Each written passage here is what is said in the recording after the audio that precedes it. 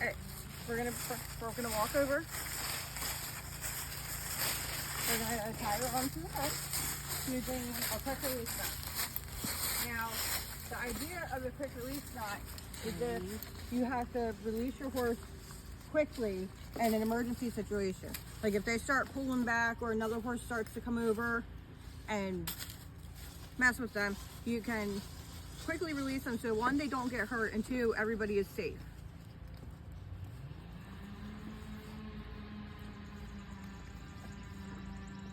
Like that?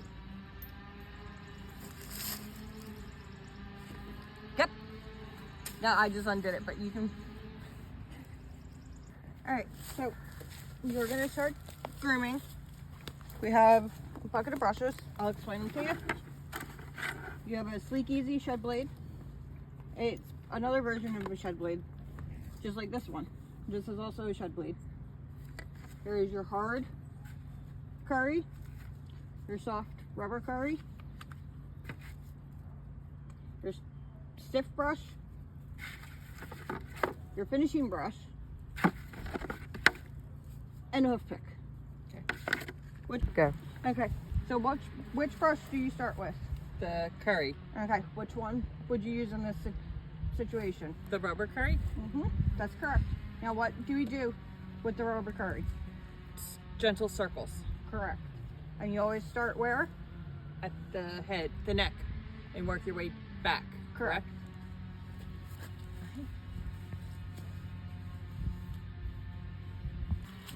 Go ahead. All right. So why do we curry? There's a couple different reasons. One, if they're shedding, it helps loosen all the hair. Two, it helps warm up their muscles, but it also gives you the chance to look at their body, like while you're grooming, to see if there's any cuts, scrapes, bruises, or sore spots that you need to take into account before riding. Okay. All right. I'm gonna switch out your tools. This is called a Sleek Easy because horses are blowing their coats right now because due to the weather change and it being springtime. This brings it down to their normal coat length and helps shed out really quick. So long, straight? Long or short? I mean, you don't do circles with this. No, you do one direction. So why is she losing her coat so much? The temperature change and the fact that spring is coming. This is normally right around the time that horses start to shed their coats, which can take up to a couple weeks for them to actually have their summer coats. And because the winter was so harsh this year with the temperatures, they got extra furry. Go ahead. Okay. If you're coming around this side, come around. All right.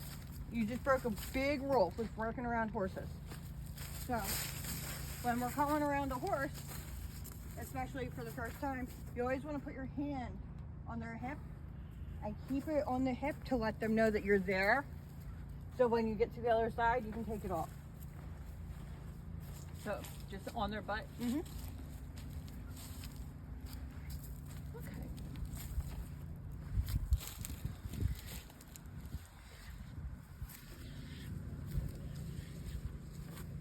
Do horses like this? Yes. Because imagine you having hair and not being able to itch the spots that you want to itch. This is basically scratching them and getting all the loose hair off. Go ahead. So is this normal for her? No, that is what we call a blanket rub. I'm glad you picked up on that. It's because when she walks, she probably got her blanket all the way back here when the blankets are supposed to sit up here, and it rubbed her, or she rolled the wrong way and rubbed a bald spot.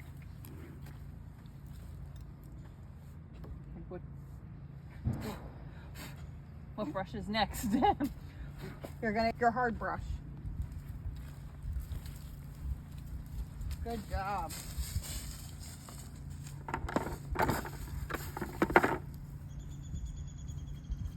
Long. What brush do you have? The stiff brush. Okay.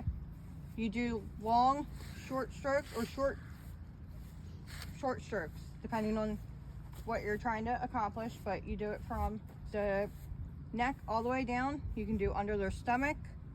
You can go all the way back to their butt.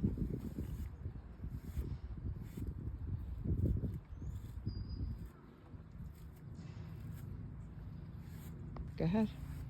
All right, so when you go under your girth area, what we're doing is making sure that is nice and clean, that there's no sand, cuts, grime, because eventually that's where the girth will go when you go to tack up. And imagine getting sand on your feet and then putting socks on. You know how irritating that would be?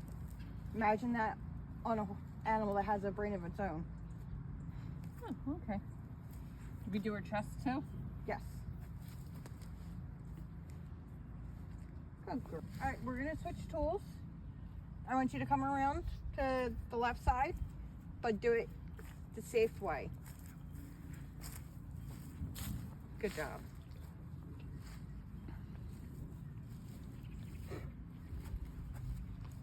Okay. Go ahead. All right, this is a plastic curry. You can use it on their manes to help get some of the knots out. You don't use it on their bodies because it can make them sore. Okay, so what you're brushing now is called the forelock. That's the hair that's still part of the mane, but it's the stuff that comes between their ears, under their like forehead. bangs. Yeah, you can call them bangs.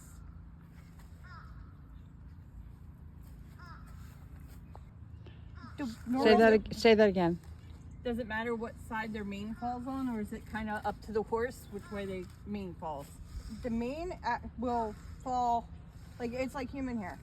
Sometimes it'll fall one direction, you want it to go the other. But with horses, if you look at the top of their neck, you can see like it folds this way, so that means the mane is going to lay on the left hand side. Now if you saw it the other direction, that would mean the mane would lay on the right.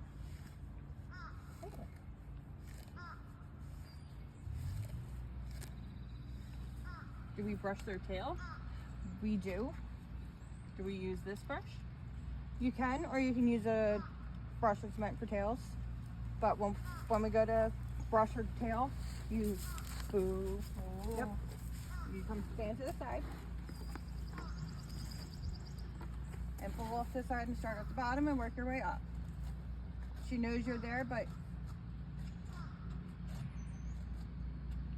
she knows not to kick. That means she will never kick? No. She knows she shouldn't kick, but sometimes, like if a fly were to land on her, or she get bit by a greenhead or stung, she could kick. Should I demonstrate? Yes.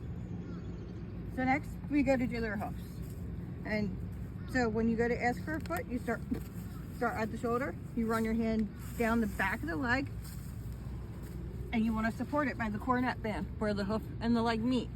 You're going to use your hoof pick. See the little grooves here? Mm-hmm. That's the V next to the front. So you need to really make sure you clean that out really well. Now some V's on horses are deeper than the other. Go. Yeah. So this is your frog. You don't want to ever try to hit this with the hoof pick because you can make your horse lame. Okay. This V is called the sulcus. This is the spot that you really want to make sure is really clean, but because she has shoes, you want to make sure you get all the sand where her hoof meets the shoe. So that's where your brush really comes in. It's like you're scrubbing a toilet, but it's a horse's foot. See? Okay. Easy, mama. Do not bite me. Go ahead. So how come you have to make sure that their hoofs are clean? Because you don't want them to get something called thrush. Thrush is nasty. If you smell it for the first time, you're never going to forget the smell of thrush. Because let me tell you, it's pungent. So I'm going to have you pick up her leg, like I did. And then when you're done cleaning, there you go. Good job supporting.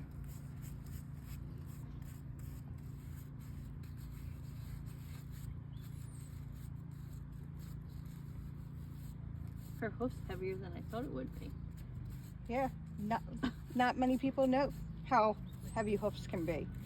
Imagine picking up a Clydesdale's foot. Their feet are the size of pie plates. So is that good?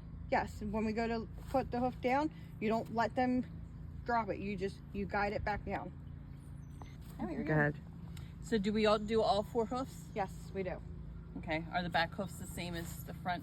Yes, minus she doesn't have shoes on the back feet. Okay. So does it matter in what order you go? No.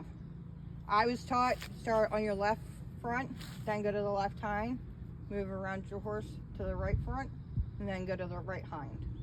Okay. And we do the same thing to get her to pick up her back hoof? Yes.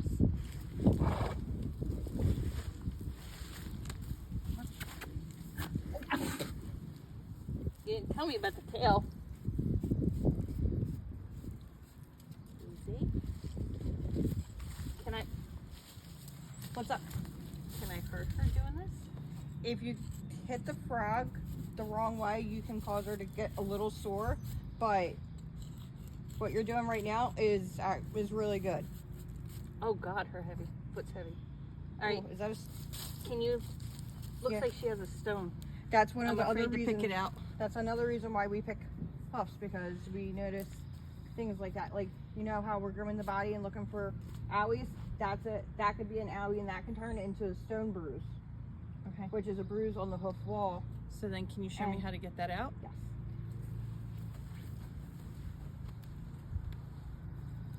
Good girl. Yeah, that's it.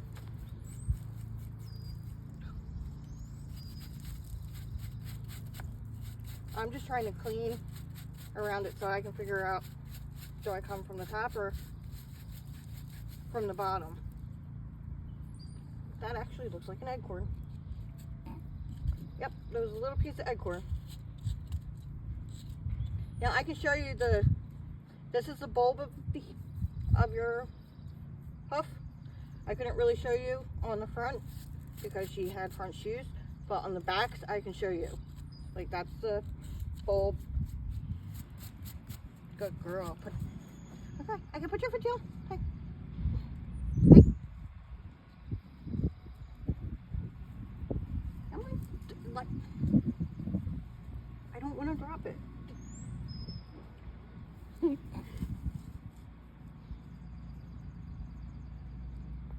Go ahead. Okay, so when we go to pull your quick release knot, you pull this. You can pull it and see how it works. Then pull the lead line through. You're gonna hold here, and then with the extra, you want to have it flat in your hand like that. You never want to loop it around your hand. How come? Because if she takes off, there go your fingers in your hand, and there's a possibility of you getting drugged. Now, when you want to ask her to walk, you say walk on. Walk on. So then see the turn line. When we get to the first turn, we're going to say whoa. Whoa. Go ahead. What do you say? Walk on. Okay, now you want to fingers, strengthen the grip, strengthen so that with your shoulder, facing her shoulder, and that gives you more control. It makes sure that she's with you and she's not trying to run off with you and be in charge. That's just turn and it is to the fall.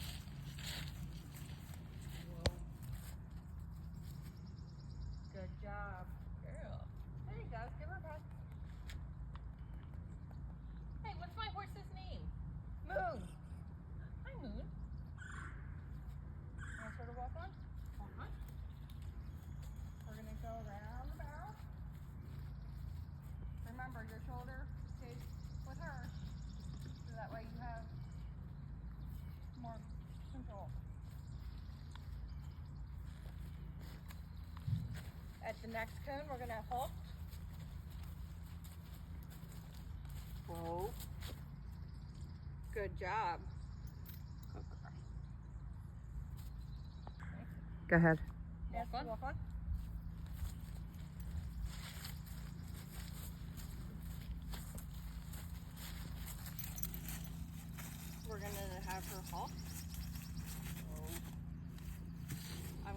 you to have her back up. How do I do that?